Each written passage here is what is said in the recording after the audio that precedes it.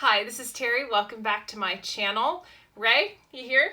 Hello. It's good to have Ray's voice back again.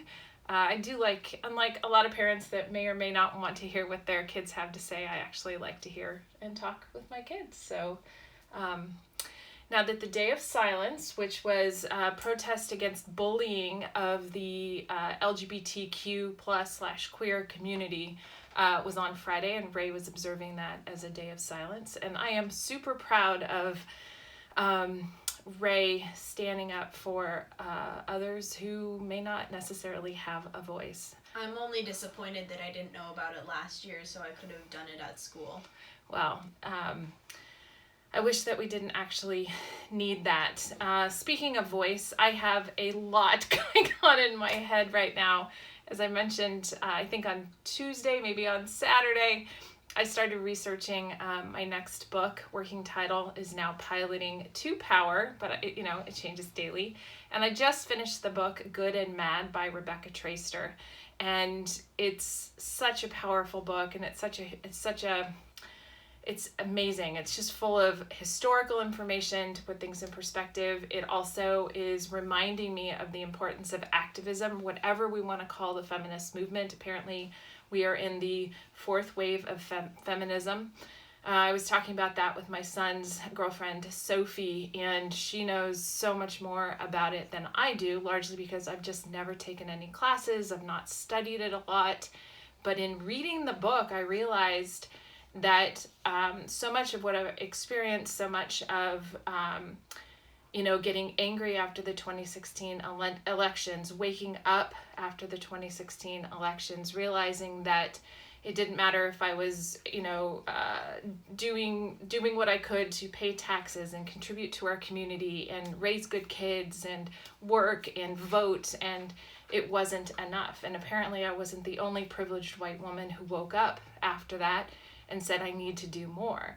Now, what I learned in the book was there have been a lot of white women who've gotten active who didn't realize that there's been a lot of activism beforehand with various different movements like the Black Lives Matter and so many other movements that were by people, whether it was Black women, Latinas, the LGBTQ community. There were so many different communities that were not benefiting from our systemic racism and homophobic behavior. What would I call that? Attitudes, behaviors, the institutionality of all of those different things that I, as a white woman, have benefited from a lot of those. And so this has gotten me thinking a lot about how I behaved, how I tried to conform in order to move up in my career. And it's I got a lot going on in my head to think about not only how am I going to change how I am in the world in order to benefit more women, to be more inclusive of women, but also benefit others who haven't had the same privileges that I've had. And it's also gotten me thinking about how the men I love in the world operate in this world, and what I should be expecting from them, what I want to expect from them, and how I want to see some changes there too. So once again, a lot going on. And what's good about this is when I wrote my last book, Piloting Your Life, I didn't know going into it that I was going to go through, a fairly big transformation, and I was going to learn a lot through that process. Now, as I read this book, I'm like, oh yeah, I am going to go through a lot through this process, and I'm really looking forward to it. I know it's going to be uncomfortable. I know my brain is going to want to explode at times, kind of like today. Fortunately, I did about 20 minutes on the yoga mat. That helps still it just a little bit. And I just set out the timeline for the book because I'd really like to have it out by March 1st, 2021.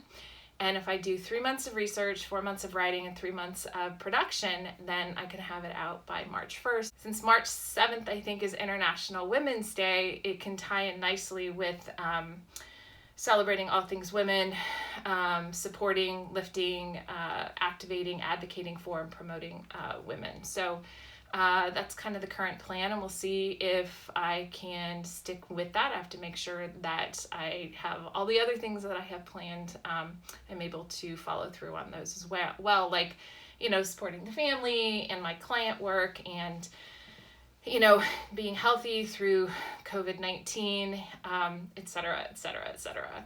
But it's been fun this week doing the research, and I've already seen kind of some things around permission and choice, and that's really got me thinking about, what do I want in my life, what do I not want in my life, what have I probably put up with before that I no longer want to put up with, and not feeling bad about saying no thank you.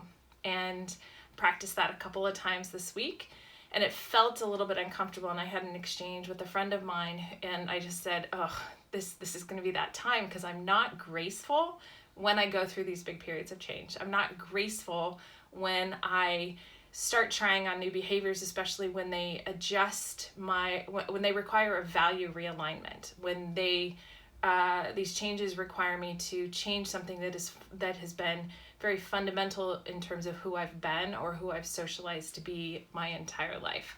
And I should probably warn my family about this. Ray, you're fairly supportive, so I think just every once in a while you get somewhat impatient with me. So I guess I'm asking you just to be a little bit patient as I'm going through all of this. I'm gonna have to have a conversation with Zeke, because as a privileged white male, he does not understand why this is so important, why having us women recognize that we are 51% of the population, and that there is power to be claimed by women, and that there are systems and processes and groups in play who are trying to de-unify, let's say, a women's movement or a feminist movement in order to make us less powerful. And so as I'm researching, this is going to be uncomfortable, and it's going to be messy. And once again, I'd like to say that I'm graceful as I go through these, but I'm not. And so sometimes things are going to come out angstier, and things are going to come out sharper, because that's usually where I tend to go under stress. And it's going to be messy, but I've done it before, and I have confidence in the process. I have confidence in the support that I have in place, both in Katie Cross as my writing coach, Bev as my executive coach, the friends that I have in my life, and of course my family. And it'll be a really interesting time. But the permission thing that came up in an interview I did with a woman on Friday is around permission. And this woman that I interviewed said that permission has never been something that she's asked for to do much of anything. She's just gone ahead and done it. Whereas she has people that she works closely with, where the other women around her are used to asking for permission. It's the way that they've learned to navigate through the world, and I'm not sure how much permission we women should be asking for. And by the way, who are we asking this permission of? Certainly not the white male minority that is in power and in place in the United States. I didn't know that only a third of our population is white male, but somehow it dominates our power structure, both in government, in business, in so many different aspects. So over the course of the next couple months, you are going to hear all sorts of things that I learned, because one of the ways that I work through my ideas is through talking about them. Some people are more introverted about them. I'm looking at Ray. And I'm just a lot more extroverted, because I want to talk through it, and then I'm able to kind of piece all these things together, because the goal is to come up with pathways to power, for things that we can do. Some people may be motivated to run for office. Some people may just be motivated to ask for a raise or a promotion. Others may just feel comfortable being more selective about who they buy things from, or who they hang around, or learning to say no, or I'm not making coffee. but I want to come up with all sorts of ideas of things that we can do so that we can all be active in, we can be activists in moving forward to a more equitable and just society. So I'm pretty excited about this, but it's early on, and with a 10-month project, this is going to be, it's going to be hard. I've already got like a whole stack of books that I'm going to be reading. I have a whole list of women that I plan to interview, and then of course articles. I'm gathering stuff on my Pinterest page, link in the description, around everything from articles to quotes to power women to women in power, historically powerful women. I'm now even creating power women playlists, because I thought, you know, it'd be kind of fun to hear what women's anthems are. So if you truly admire a woman, she can be famous, not famous, she can be alive, she can be dead, she could be, you know, alive but not active. Just drop me a line or put a note in the comments to let me know why you admire this woman and, you know, who she is. And I'm thinking about doing something and then putting it out there for others to see and be inspired by. And I love the more obscure, the better, because I already have, the typicals are out there, and you can see those out on the Pinterest board because these are all in sections. And if you have an anthem that makes you really feel like you got it, you own your world, put that in the comments as well, or drop me a line. And I haven't figured out technically how I'm going to do that one either, but I want to share as many as possible. And I've already gotten some fun suggestions for some people out on Facebook, but I think there's always room for more. And I think that's the way that I kind of look at the women's movement is, and if we call this the fourth wave, is it's all about inclusivity, and there's room for more. So, Ray, anything? Nah, you're covering pretty much everything. So it's now, I have a curbside cocktail party to go to, my very first.